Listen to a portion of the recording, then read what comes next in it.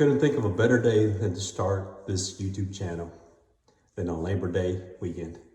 So today is Labor Day. We celebrate this in US and also in Canada, I just found out today. So I hope you had a wonderful and restful Labor Day weekend. So now let's go ahead and let's kick off this show. So what inspired me or got me going on starting a YouTube channel? Well, first off, I've had a couple of YouTube channels before, so starting a YouTube channel is nothing new for me. However, in the sector that I'm doing in handyman, that is completely new to me. And so I've enjoyed it, been doing it for the last couple of months, and it's been very rewarding. I've enjoyed the people that I've met. I've enjoyed the contacts that I've had. So all that aside has been great. However, a common theme comes up whenever I talk to homeowners. First off, they are grateful that I make it out there. They are grateful, and actually there's some sigh of relief when I show up or when I answer a phone call. So that gets me to thinking that the construction industry has a lot of catching up to do. And what do I mean by that? I often hear the homeowners saying, well, I've called so-and-so, called so many times and nobody has bothered to call me back. So, and I'm glad you're here. So, it's always a sigh of relief. And so grateful that the other person did not pick up the phone. And I understand you guys are busy. We're all busy. But what frustrating and what disservice you are doing to yourself and also your peers in the contracting industry when you don't bother to pick up the phone and call them back. A lot of times I can't get to the jobs that I'm requested to do, and that's perfectly fine.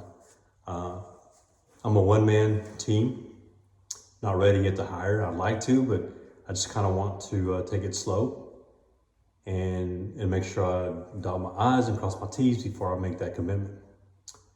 But, in that time, when someone calls me and I tell them, hey, I apologize, I can't get to you for another couple of weeks. I can't go out there and see you until tomorrow at this time. Will that work for you? A lot of times they will say, yes, come out tomorrow. A lot of times they will say, no, I can't wait that long. However, the thing is that after I hang up with them, I am very appreciative of them calling me and that we're able to make that connection by talking to them. And I say, hey, well, if I can't get to you, I hope somebody else can.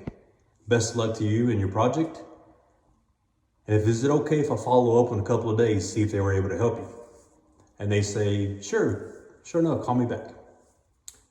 So I had this sweet lady who we initially made contact on a Friday, and she said, well, you know what, you're the second person that's called me, and I think I'm gonna go with the first person. Perfectly fine. I said, well, do you mind if I call you back in a couple of days, see how that went? And she said, no, go ahead and call me back. So she gave me her number, a different number to call her back on. Sure enough, as I told her, I called her in a couple of days. And to her surprise, she was very surprised that I called her back. But more importantly, is I got that contract. Got that contract because the other fellow did not follow through. The other fellow failed to call her back, failed to even show up and get a quote.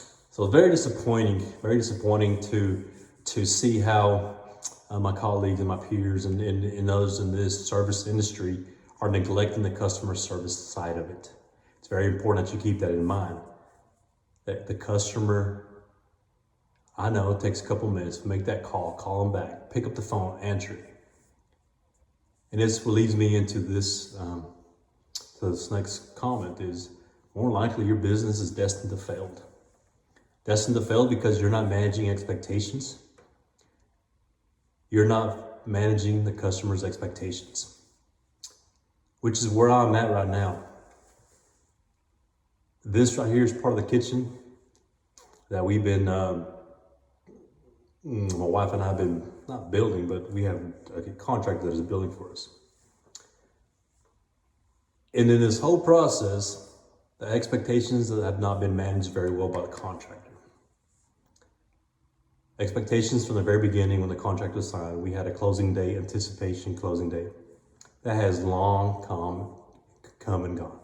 And I understand there's things that happen, guys. I understand COVID and everything else, but how many times can we use that excuse? Manage expectations. Call that customer back. Say, hey, we were scheduled to do this and this. However, we have to kick it out for another week. I'm totally fine with that. I'm on the opposite end now. I'm a customer. If you relay that message to me, I'm okay with it. I will be a little frustrated, but be like, okay, I understand. And that's important. Make that call. Manage that expectation from the very beginning.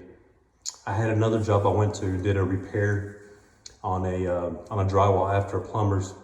They did their job, removed some sheetrock. I went back and repaired it.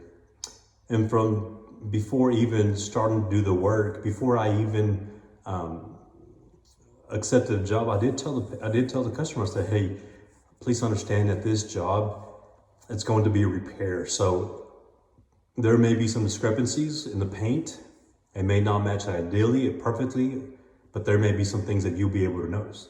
In order to do the whole thing right, we'd have to tear up the whole sheetrock and make sure that we start over. And she was perfectly cool with that. She said, you know what,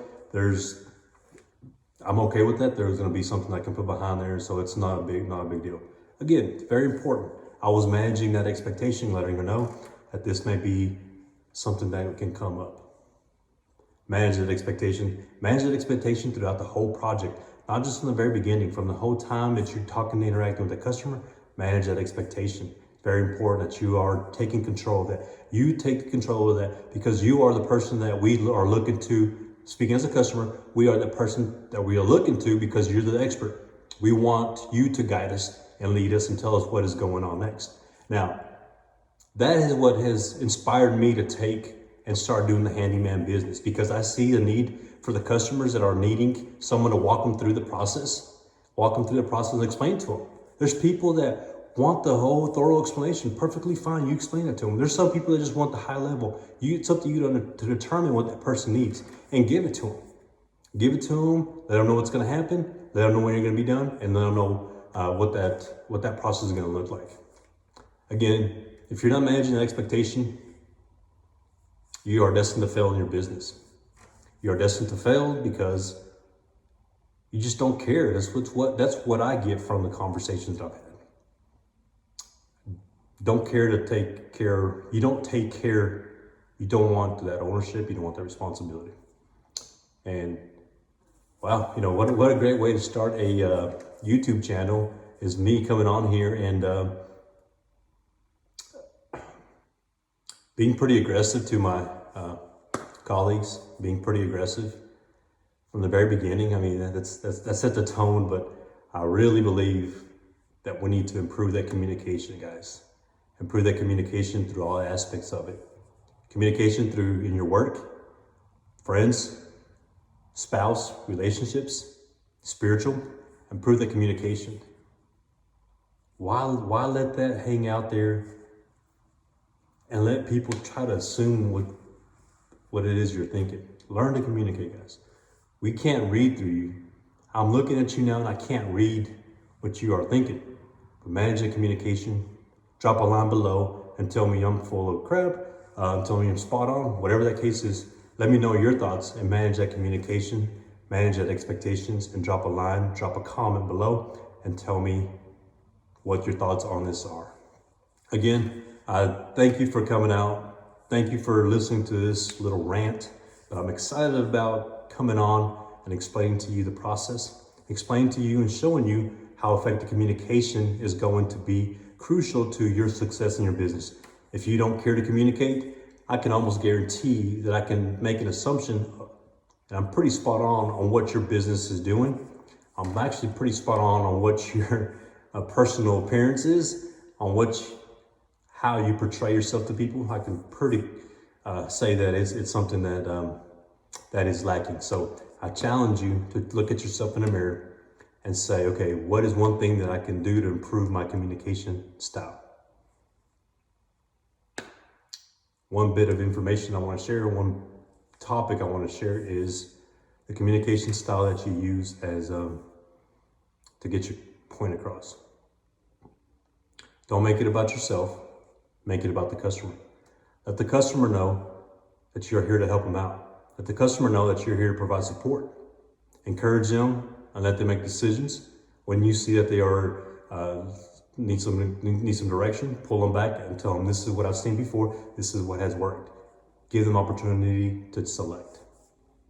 So make it about the customer, make that customer feel important, make that customer feel respected, and more importantly, make that customer feel that they are in control of their domain. Make that person at the center of their world. You make that person, you make that individual feel important, and guess what? It's going to come over. You're going to reap the benefits when you learn to put other people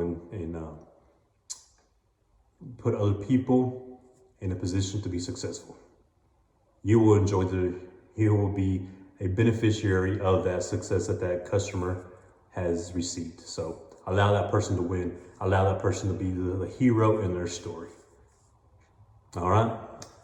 Well, that's all I have for today. Again, happy Labor Day. I hope this 2022 year is going well for you. I hope that things are on the up and up, and look forward to talking to you soon.